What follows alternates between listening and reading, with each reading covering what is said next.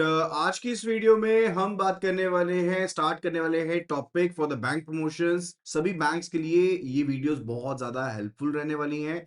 सो अगर आप bank promotion की तैयारी कर रहे हैं, make sure to go for these particular videos. These are going to help you a lot, right. जल्दी से जल्दी ऑडियो वीडियो क्वालिटी को कंफर्म कर दीजिए। एंड अगर आपने अभी तक चैनल को सब्सक्राइब नहीं किया है तो चैनल को सब्सक्राइब कर लीजिए एंड बेल नोटिफिकेशन आइकन को प्रेस करना बिल्कुल भी ना भूलना, ताकि जब भी मैं कोई नई वीडियो अपलोड करूं आपको उसका एक्सेस जरूर मिले। अब बेसल 3 के बारे में आपको मैं डिटेल में बताने वाला हूं कि बेसल 3 गाइडलाइंस क्या होती है। This is related to the risk management. अब बैंक्स बेसिकली क्या करते हैं? Banks are risk related entity. Banks का वर्किंग कैसे रहता है? लेट्स से यहां पर एक बैंक है, तो बैंक एक इंटरमीडियरी की तरह एक्ट करता है, इंटरमीडियरी की तरह, because banks mobilise the deposits and use it for the lending and investment purposes. अब ये लेंडिंग होती है जो, एंड जो इन्वेस्टमेंट होती है, इसमें होता है रिस्क कंसर्न एसोसिएटेड। अब उस रिस्क के लिए आपको क्या मेंटेन करना पड़ेगा? कैपिटल को मेंटेन करना पड़ता है। That is set to be your loss capital. Why? Because अगर कल को कोई लॉस हो गया, कैपिटल लॉस हो गया, तो उसको अब्जॉर्ब कैसे करोगे? बिकॉज ये पैसा आपका अपना तो है नहीं है, ये तो डिपॉजिटर का पैसा है। तो डिपॉजिटर्स के ट्रस्ट को बनाए रखने के लिए इट्स वेरी मच मैंडेटरी कि आप जो भी मिनिमल गाइडलाइंस है उनको फॉलो जरूर करें, राइट। ये चीज मेजर रहती है, यही चीज मेजर रहती है ना। सो इसी पर्पज के लिए है। तो देखो, कहीं ना कहीं बैंक्स जो होते हैं ऑलरेडी अपनी कैपिटल को मेंटेन करने के लिए क्या कर रहे हैं? जैसे बैंक्स सीआरआर बैलेंसेस को मेंटेन करते हैं। CRR is cash reserve ratio. SLR balances को मेंटेन करते हैं, ठीक है। एंड इसके अलावा आपने ये भी सुना होगा कि बैंक्स को प्रोविजन मेंटेन करना पड़ता है। बैंक्स जो भी लेंडिंग करते हैं ना, ठीक है, चाहे नॉन परफॉर्मिंग एसेट हुआ चाहे स्टैंडर्ड एसेट है, बैंक्स को प्रोविजन मेंटेन करनी पड़ती है। यानी कि एक पैसा मेंटेन करके रखना पड़ता है अपने पास कि आपने लैंडिंग करी है, that is to be maintain. वो सब चीजें हम कवर करेंगे, राइट। अब ये मेजर फंडा क्यों है? Because we want to manage the risk. हम रिस्क को मैनेज करना चाहते हैं, उसको मिसमैच नहीं करना चाहते। सो इसी के रिलेटेड गाइडलाइंस दी गई थी। Those are the Basel 3 guidelines. Those are the Basel 3 guidelines. तो बीसीबीएस ने, यानी कि Basel committee on banking supervision, BCBS ने ये गाइडलाइंस दी थी। जैसे पहले बेसल 1 आया, बेसल 2 आया, बेसल 3 आया। सो नाउ अभी जो चल रहा है that is related to Basel 3। अभी चल रहा है बेसल 3 की। बेसल 3 की जो गाइडलाइंस हैं आपने उनको फुलफिल करना है। सो मेन ऑब्जेक्टिव क्या है कि जो बैंकिंग सेक्टर है वो कोई भी अगर शॉक आता है, कोई स्ट्रेन आता है, तो उसको एब्जॉर्ब कर पाए। और बेसल 3 के केस में होते हैं 3 पिलर। ये 3 पिलर्स अगर आपने समझ ली तो आपके बेसल 3 के कंसेप्ट सभी क्लियर हो जाएंगे। So one it is related to pillar 1। जो पिलर 1 है वो रिलेट करता है with the minimum capital requirement. That is the minimum capital requirement, ठीक है। कैपिटल एडिक्वेसी हम कह देते हैं मिनिमम कैपिटल रिक्वायरमेंट के बारे में। सेकेंड जो पिलर है that is related to supervisory review process. So first pillar is related to the minimum capital. Second pillar is related to the supervisory review process. अब इसमें क्या क्या फंडास होते हैं वो भी मैं आपको बता देता हूँ। ज़्यादा हम डिटेल में नहीं जाएंगे because this topic is otherwise very much vast, okay. And जो थर्ड वन है that's related to the pillar 3 which is market discipline. अब पिलर 3 जो है that supplements pillar 1 and pillar 2। Pillar 3 is the market discipline, right. अब pillar 1 जो है वो क्या कहता है? Pillar 1 is the minimum capital requirement, कि कम से कम जो कैपिटल आपको मेंटेन करनी पड़ेगी उसके बारे में। And we are having the different components under the pillar 1। कौन कौन से कंपोनेंट है? Let's have a look at it. We are having the tier 1 capital. तो कैपिटल जो बनती है आपकी, टोटल कैपिटल मेंटेन करनी है बैंक्स ने, उसमें कौन कौन से कंपोनेंट है? One it is related to the tier 1 capital, right. दूसरा जो है उसमें कंपोनेंट है that is a tier 2 capital. And ये टीयर 1 कैपिटल को हम कहते हैं गोइंग कंसर्न कैपिटल। इसको गोइंग कंसर्न कैपिटल कहते हैं बिकॉज ये कोर कैपिटल है। This is a core capital, most liquid capital, okay. और वहीं पर टीयर 2 कैपिटल को हम कहते हैं गोन कंसर्न कैपिटल, और यहाँ इसको सप्लीमेंट्री कैपिटल कहते हैं। We also say to be supplementary capital. ये ज्यादा लिक्विड नहीं होती जो टीयर 2 कैपिटल होती है। एंड टीयर 1 कैपिटल में फर्दर दो कंपोनेंट्स हैं। One it is a CET 1, यानी कि कॉमन इक्विटी टीयर 1 कैपिटल है। और दूसरी है AT1 यानी कि एडिशनल टीयर 1 कैपिटल है। यानी कि टीयर 1 कैपिटल को फर्दर दो पार्ट्स में डिवाइड कर दिया, एक बन गई कॉमन इक्विटी टीयर 1 कैपिटल, दूसरी है एडिशनल टीयर 1 कैपिटल। और वही टीयर 2 कैपिटल सिर्फ टीयर 2 कैपिटल ही है, उसमें फर्दर ऐसा कोई कंपोनेंट नहीं है।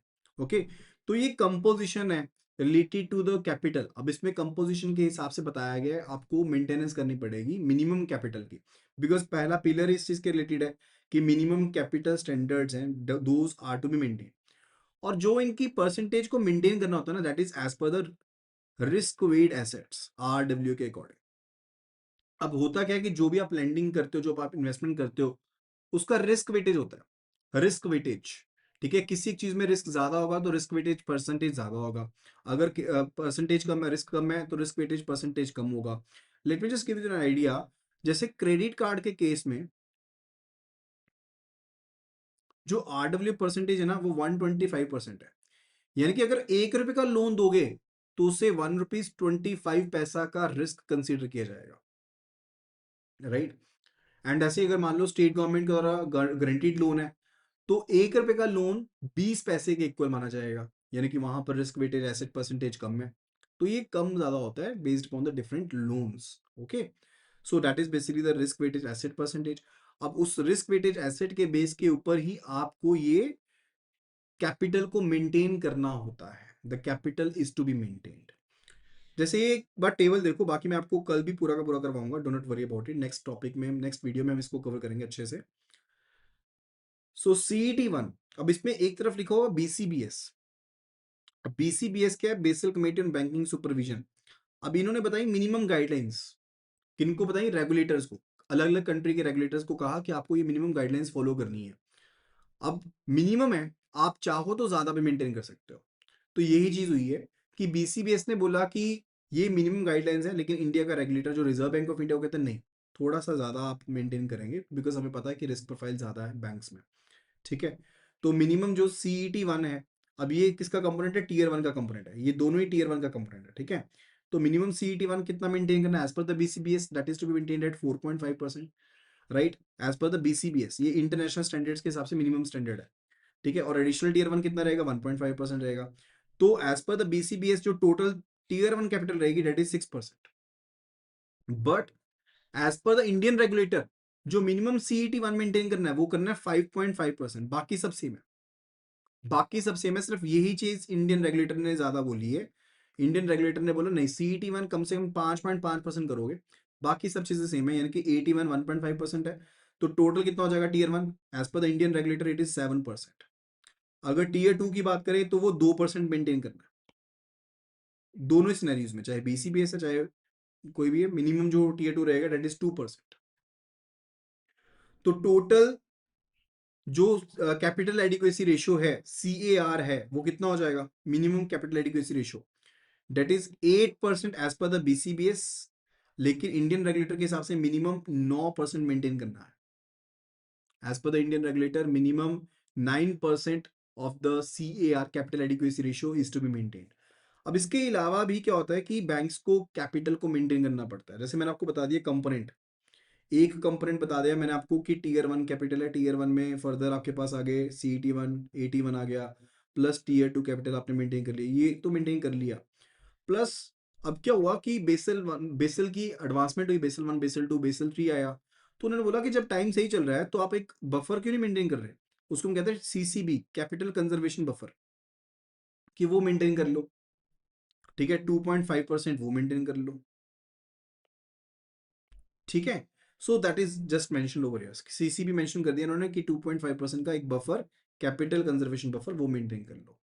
तो मेजरली अगर हम देखें तो तीन तरह के रिस्क के बारे में बात करी गई है in case of the Basel guidance. One it is related to the credit risk, other one it is related to the market risk, and the third one it's related to the operational risk. और तीन pillar है in case of the Basel 3 guidelines. ये तीन pillar हैं, pillar 1, pillar 2, pillar 3। Pillar 1 है minimum capital standards, यानी कि कम से कम जो कैपिटल आपको मेंटेन करनी है उसके बारे में है। पिलर 2 जो है that's about the supervisory review, यानी कि जो रेगुलेटर है वो रिव्यू करेगा आपके इंटरनल मॉडलिंग का कि क्या आप एडिक्वेट कैपिटल को मेंटेन कर पा रहे हो या नहीं मेंटेन कर पा रहे हो। And the third one it's related to the market discipline, यानी कि आपको डिस्क्लोजर्स करने पड़ते हैं मार्केट में, सो दैट कि जो मार्केट के पार्टिसिपेंट्स हैं, they are getting to know that what you are doing. आप कैपिटल एडिक्वेसी मेंटेन कर रहे हो, किस तरह से मेंटेन कर रहे हो, रिस्क मिटिगेंट्स का यूज कर रहे हो तो कौन से रिस्क मिटिगेंट्स का यूज कर रहे हो, एवरीथिंग अबाउट इट, तो आपको मार्केट डिस्क्लोजर्स करने पड़ते हैं। एंड पिलर वन के बारे में हमने बात करी थी, एंड आई टोल्ड यू कि पिलर वन में हम मिनिमम कैपिटल स्टैंडर्ड्स के बारे में बात करते हैं, यानी कि कैपिटल कितनी कम से कम मेंटेन होगी। एंड कैपिटल को दो पार्ट्स में we can be dividing, like tier one capital and the tier two capital. अब जो टीयर वन कैपिटल होती है, that's a going concern capital, ये सबसे ज्यादा लिक्विड कैपिटल है और इसको हम गोइंग कंसर्न कैपिटल या कोर कैपिटल के नाम से जानते हैं। और इसमें फर्दर दो पार्ट्स हैं, यानी कि टीयर वन के दो पार्ट्स हैं, एक है tier CET one, that is a common equity tier one capital, और दूसरा एटी वन यानी कि एडिशनल टीयर वन कैपिटल, ठीक है। और टीयर टू कैपिटल सिंगल ही है, उसमें कोई भी फर्दर पार्ट नहीं है, और इसको हम गोन कंसर्न कैपिटल भी कहते हैं, एंड इसको हम सप्लीमेंट्री कैपिटल के नाम से भी जानते हैं। अब ये tier one tier two capital के अलावा भी बैंक्स को कैपिटल को मेंटेन करना पड़ता है, like CCB, capital conservation buffer. जब आपका टाइम बिल्कुल सही चल रहा है तो अलग से कैपिटल को मेंटेन कर लो, that is CCB, that is a capital conservation buffer, जो बैंक्स को मेंटेन करनी पड़ेगी। तो कैपिटल क्या मेंटेन करनी पड़ी, एक tier one capital plus tier two capital plus CCB, ये मेंटेन करना पड़ेगा, ठीक है। अब ये टेबल को देखो ध्यान से। अब यहां पर दो तरह का स्ट्रक्चर है, one it's given by the BCBS, यानी कि Basel committee on banking supervision ने इंटरनेशनल गाइडलाइंस के तहत कहा है कि मिनिमम कम से कम जो आपको फॉलो करना है, पैटर्न मेंटेन करना है, उसके बारे में है। तो बीसीबीएस कहता है कि मिनिमम सीईटी वन चाहिए 4.5%, और एडिशनल टीयर वन चाहिए 1.5%, तो टोटल टीयर वन हो गया 6%, और टीयर टू चाहिए कम से कम 2%। तो टोटल जो आपके सी ए आर चाहिए, जो मिनिमम कैपिटल एडिक्वेसी रेशियो, जिसको सी ए आर कहते हैं, या सी आर ए आर यानी कि capital risk weight asset ratio, ध्यान रखिएगा दोनों एक ही चीज है, कैपिटल एडिक्वेसी रेशियो या फिर capital risk weight asset ratio, both are the same. तो वो चाहिए as per the BCBS, Basel committee on banking supervision के हिसाब से वो चाहिए 8%। लेकिन इंडियन रेगुलेटर के हिसाब से 1% का डिफरेंस आता है, एंड वो 1% का डिफरेंस है सीईटी वन में।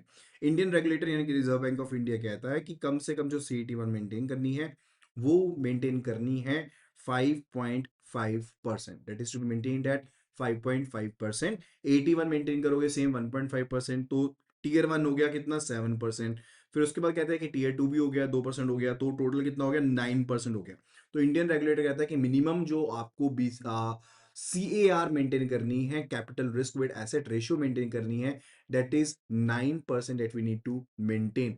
और फिर ये भी कह रही है कि सीसीबी भी चाहिए अलग से, सीसीबी कितना चाहिए 2.5% चाहिए, ठीक है। सीसीबी क्या होता है, this is capital conservation buffer, ये भी चाहिए 2.5% आपको मेंटेन करना है, दैट्स इट। ये टेबल आपका related to the pillar one, pillar one के हिसाब से इतना तो मिनिमम कैपिटल आपको मेंटेन करना ही करना है।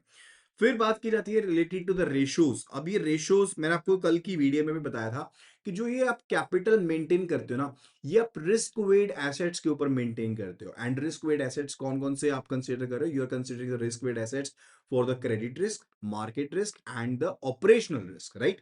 तो कैपिटल एडिक्वेसी रेशियो यानी कि CAR, ठीक है, या फिर capital risk weight asset ratio, इसका फॉर्मूला क्या रहेगा, that will be equal to total capital that you have to maintain. Total capital में कौन कौन सी थी, tier one capital plus tier two capital and divided by the risk weight assets, और risk weightage assets कौन सी, for the credit risk, for the market risk, for the operational risk, ठीक है। तो this is the formula related to the capital adequacy ratio. इनके base पर हल्का फुल्का सा न्यूमेरिकल भी आपको एग्जाम में पूछा जा सकता है, तो उसके लिए भी हम आपको क्वेश्चन प्रोवाइड कर देंगे, so don't worry about it. तो आपको ये सारा क्लियर होना चाहिए डाटा कि कौन सा कंपोनेंट किससे साथ रिलेटेड है। अगर टीयर वन रेशियो को कैलकुलेट करना है तो tier one capital divided by the risk weight assets आ जाएगा। अगर टीयर टू कैलकुलेट करना है तो tier two capital divide by the total risk weight assets आ जाएगा, ठीक है। This is how you do calculate.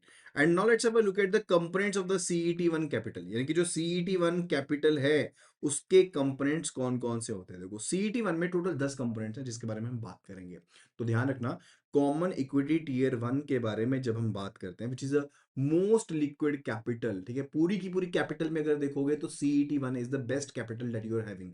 तो उसमें सबसे पहला जो कंपोनेंट है that is a paid up equity capital, यानी कि जो पैसा आपने इक्विटी के थ्रू रेज़ किया था, आपको मिला था, वो पेड अप इक्विटी कैपिटल जो होती है, that's a component of the CET1 capital. इसके अलावा जो स्टैट्यूटरी रिजर्व्स हैं आपके, ठीक है? जैसे CRR के बैलेंसेस हो गए, SLR के लिए बैलेंसेस हो गए, तो वो रिजर्व्स आपके किसके पार्ट है? CET1 का पार्ट है।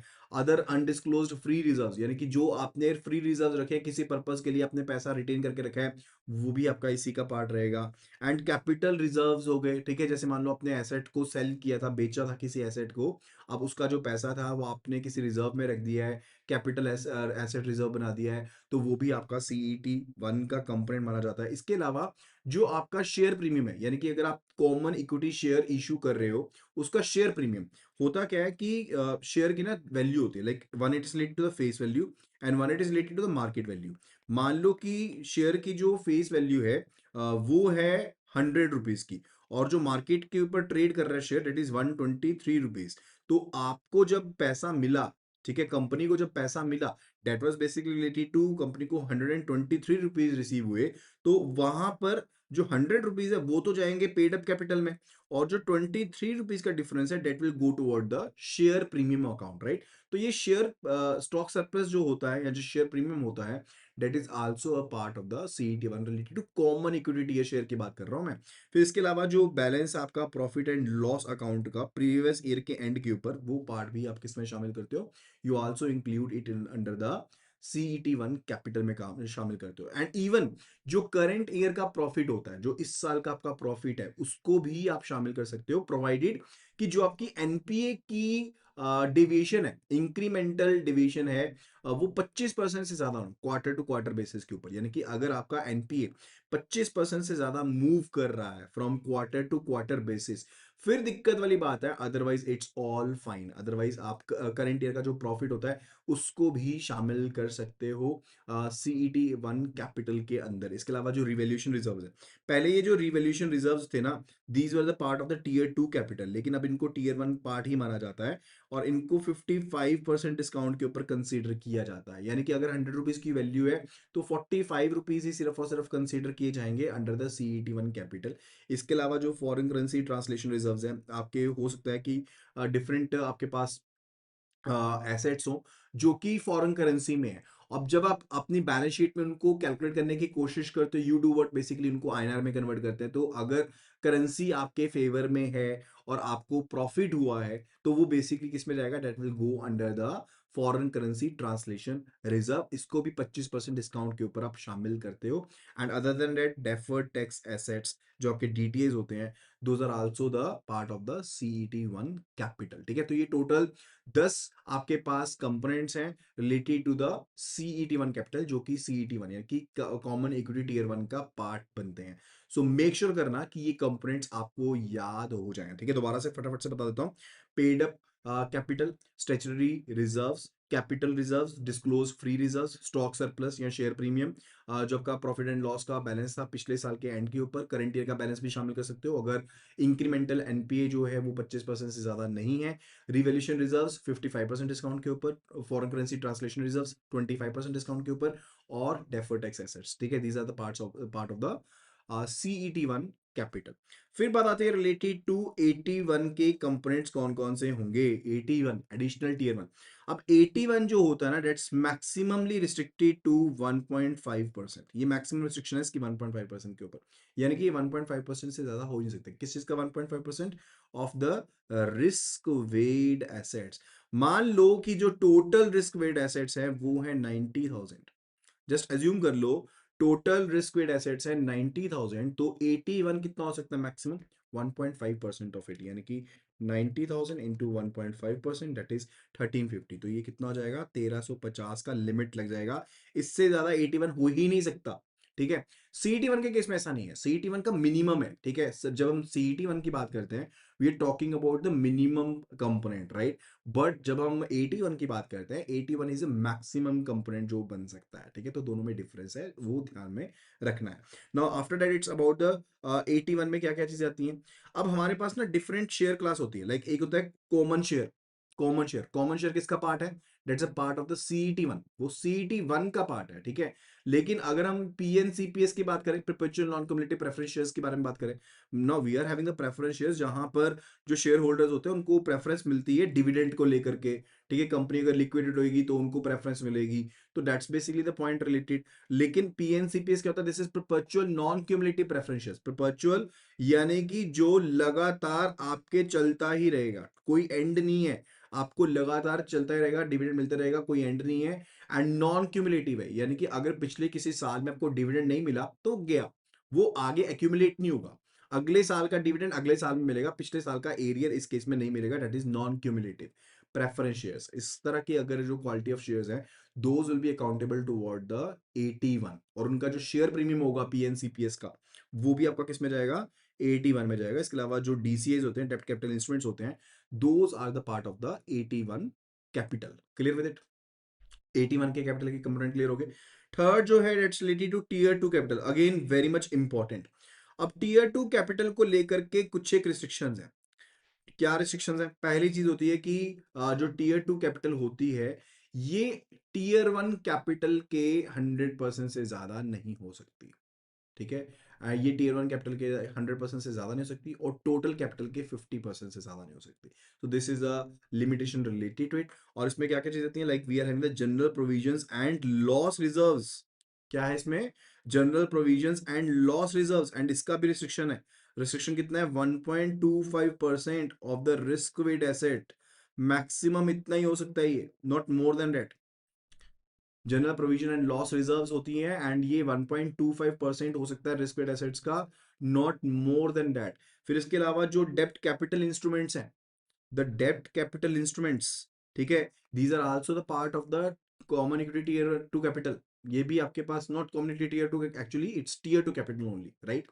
तो ये टीयर 2 कैपिटल का पार्ट होता है। इसके अलावा जो PCPS है, RNCPS है, PCPS, RCPS, PCPS, let me write over here, it is PCPS, RNCPS and RCPS. These are also the part of the tier 2 capital. अब PCPS क्या होता है?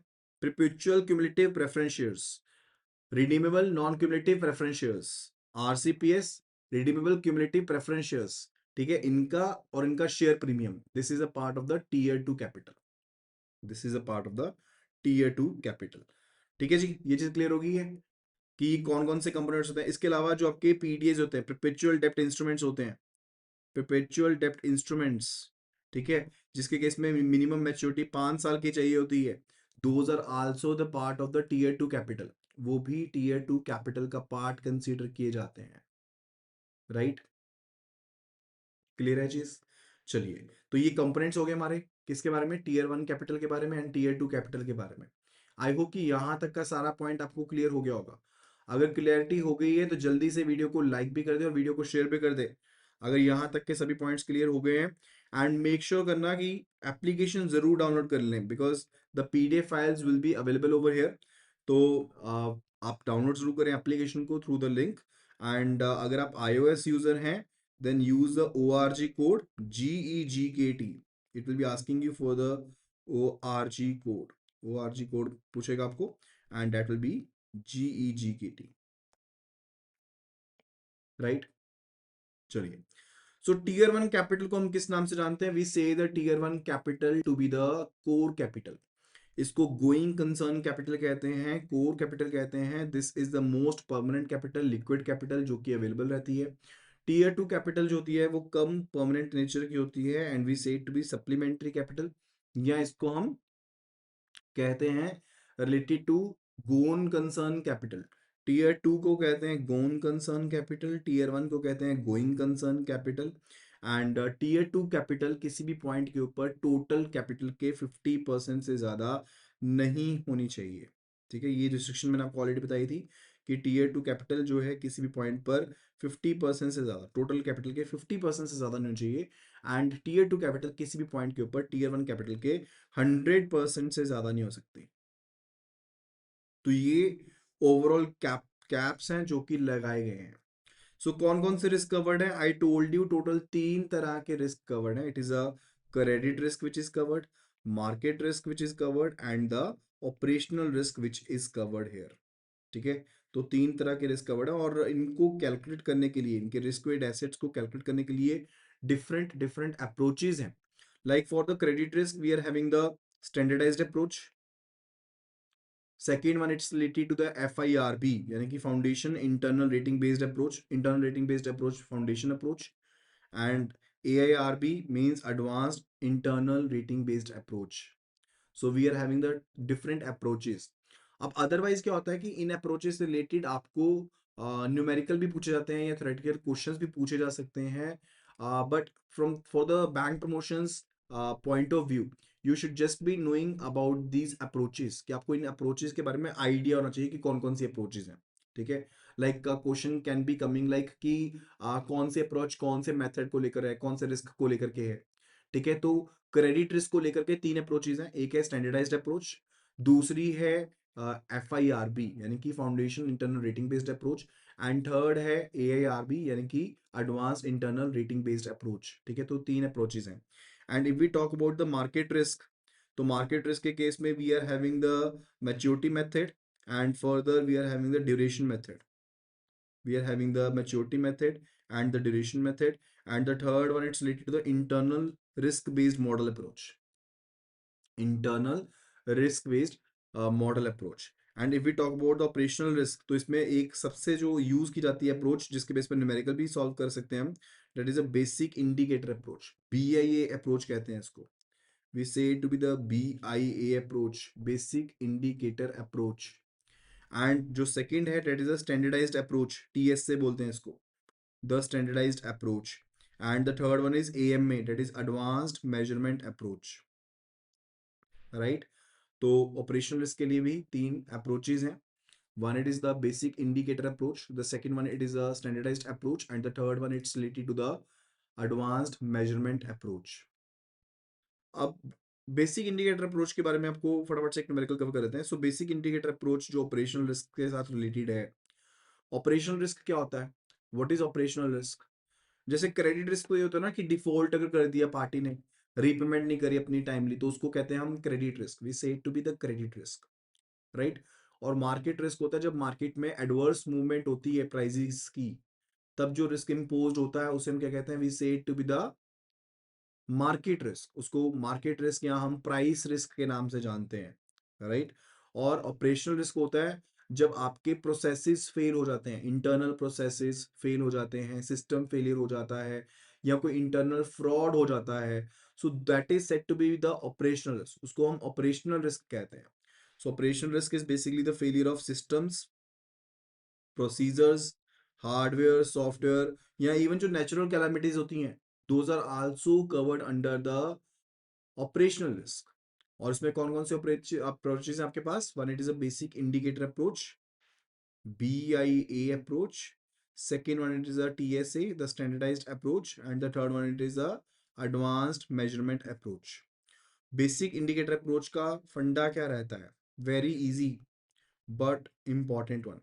In case of basic indicator approach, आप last जो आपके 3 साल हैं, last 3 years, उनकी ग्रॉस इनकम का एवरेज कैलकुलेट करते हो, ग्रॉस इनकम का एवरेज कैलकुलेट करते हो, and you multiply it with the alpha value, you multiply it with the alpha value, और अल्फा की वैल्यू रेगुलेटर की तरफ फिक्स की गई है 15% के ऊपर, दैट्स इट। जैसे मान लो कि आपको 2022, 2023 और 2024 इनका ग्रॉस इनकम प्रोवाइड किया गया। लेट्स से आपको ग्रॉस इनकम प्रोवाइड की गई है। Gross income for this is 5720, 4580, and let's say 3200। ये आपको ग्रॉस इनकम प्रोवाइड की गई 3 सालों की। Okay, and you have to calculate the capital charge for the operational risk using the basic indicator approach. So how you will be calculating? First of all, you will be calculating the average gross income, और average gross income किसके equal होएगी, that will be equal to 5720 plus 4580 plus 3200, right? So that is your gross income divided by 3, average gross income. So that came out to be, calculator use कर सकते हैं, simple easy, जल्दी से करते हैं, 5720 plus 4580 plus 3200 divide by 3, so that is 4500। तो जो आपके पास एवरेज आया दैट इज 4500। अब इस एवरेज को मल्टीप्लाई कर देंगे किसके साथ, 15% अल्फा वैल्यू के साथ। So 4500 into 15%. This is your capital charge. That is 675. This is your capital charge for this example. Clear with it? Clear हो गया पॉइंट ये वाला? ठीक है, किस तरह से हम कैलकुलेट करते हैं। So this is about the basic indicator approach. और जो आपके पास द स्टैंडर्डाइज्ड अप्रोच है, in case of the standardised approach, यहाँ पर बिजनेस लाइंस को बेसिकली डिवाइड किया गया 8 पार्ट्स में। So business lines are divided into different 8 segments. अब उनका हर एक बिजनेस लाइन का होता है बीटा फैक्टर, किसी का 12%, किसी का 15%, किसी का 18%, उसके हिसाब से कैलकुलेशन होती है, उसके हिसाब से कैलकुलेशन होती है, right? So that is how you calculate it. Then it's about जो आपके पास अप्रोच रहती है related to the standardised approach, किसके बारे में, क्रेडिट रिस्क के बारे में, क्रेडिट रिस्क के बारे में स्टैंडर्डाइज्ड अप्रोच। अब क्रेडिट रिस्क की जो स्टैंडर्डाइज्ड अप्रोच है, इसमें जो रेगुलेटर होता है ना, वो आपको रिस्क वेट परसेंटेज प्रोवाइड करता है। Standardized approach of the credit risk के केस में जो रेगुलेटर है that provides you with the RWA percentage, यानी कि रिस्क वेट एसेट परसेंटेज। अब रिस्क वेट एसेट परसेंटेज को we do multiply with the exposure, अब जब एक्सपोजर से मल्टीप्लाई करेंगे तो हमें क्या मिलेगा, will be calculating the total risk weight asset जो होगा वो मिल जाएगा उस पर्टिकुलर एसेट का, एंड उसको फिर हम मल्टीप्लाई करेंगे with the minimum capital requirement and will be able to calculate the capital. Let's assume it, let's just take the case कि क्रेडिट कार्ड के लिए, फॉर द क्रेडिट कार्ड जो risk weightage asset percentage है that is 125%। कितना है, 125% है। And let's assume आपने 76 lakh rupees का आपका लोन पोर्टफोलियो है टुवर्ड द क्रेडिट कार्ड। कितना है, 76 लाख का। तो 76 लाख को किससे मल्टीप्लाई करेंगे, will be multiplying it with 125%, ताकि हमें रिस्क वेट एसेट पता लग जाए। ठीक है, तो 76 lakh multiplied by 125%, that is 76 lakh into 125%, that is 95 lakh. ये कितना बन गया, 95 लाख बन गया। अब 95 लाख आपका रिस्क वेट एसेट्स है, it's not the capital requirement. अब as per the RBI, as per the Reserve Bank of India, जो मिनिमम आपको कैपिटल रिक्वायरमेंट है वो कितनी रहती है, मिनिमम कैपिटल रिक्वायरमेंट कितनी है, 8% है कि 9% है? As per the Reserve Bank of India the minimum capital requirement is 9%। So इसको मल्टीप्लाई कर देंगे 9% के साथ।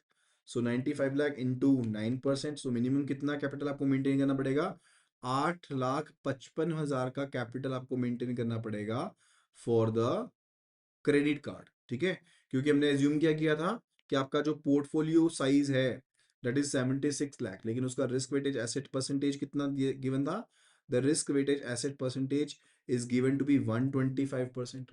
इसी तरह से let's say if you are maintaining cash balance with the Reserve Bank of India, तो उसके लिए रिस्क वेटेज एसेट परसेंटेज कितना, इट इज 0%। अगर कोई आपके पास बैलेंस है विद अदर बैंक्स, उसके लिए RWA परसेंटेज है 20%। Loan which is guaranteed by central government, उसके लिए 0% है। If it is guaranteed by state government it is 20%। अगर स्टाफ लोन की बात करें it is 75%। So different category of loans के लिए डिफरेंट जो RWA परसेंटेज है वो अवेलेबल है।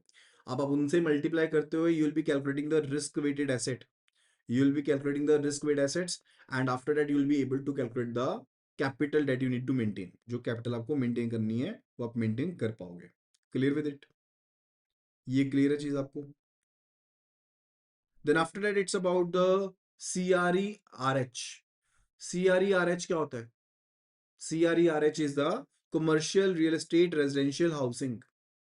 It is commercial real estate residential housing. अब एक्चुअल में अगर हम बिल्कुल बेसिक टॉपिक के हिसाब से देखें तो इवन जो आपके स्टैंडर्ड लोन होते हैं उनके लिए भी आपको प्रोविजन मेंटेन करनी पड़ती है।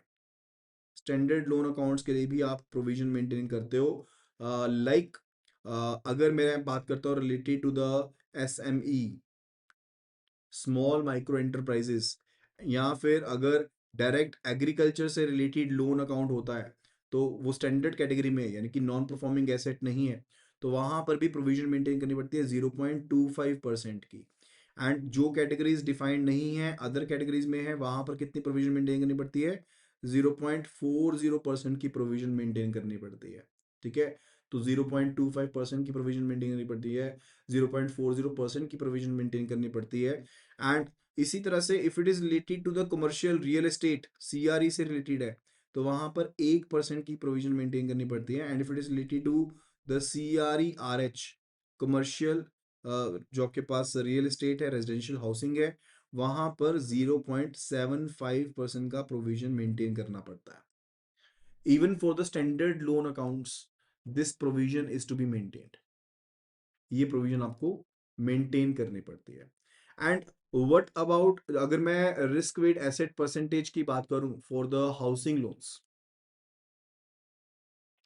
अगर हम हाउसिंग लोन को लेकर के रिस्क वेटेड एसेट परसेंटेज की बात करें तो वो रिस्क वेटेड एसेट परसेंटेज कितना रहता है? That is based upon the LTV value, loan to value ratio के ऊपर बेस्ड होता है। किसके ऊपर बेस्ड होता है? लोन टू वैल्यू रेशियो के ऊपर बेस्ड होता है when we are talking about it. जैसे कि अगर तो एलटीवी आपके पास लेसर देन और अप टू 80% है, LTV loan to value ratio, loan to value ratio का मतलब है जैसे मान लो कि आपके घर की वैल्यू जो है वो है 100 रुपीज की, लेकिन लोन ले लिया आपने 80 रुपीज का, तो एलटीवी हो जाएगी 80%। Then LTV would be 80%। तो अगर अगर आपके पास एलटीवी जो है वो अप टू 80% है तो आरडब्ल्यू परसेंटेज कितना रहेगा? That is 35%। और अगर LTV is greater than 80%, if it is greater than 80%, then it is 50%। RW percentage is 50%, यानी कि अगर आपने 85% तक का लोन लिया है तो रिस्क वेटेड एसेट परसेंटेज कितना शामिल होगा? It will be 50% in that scenario.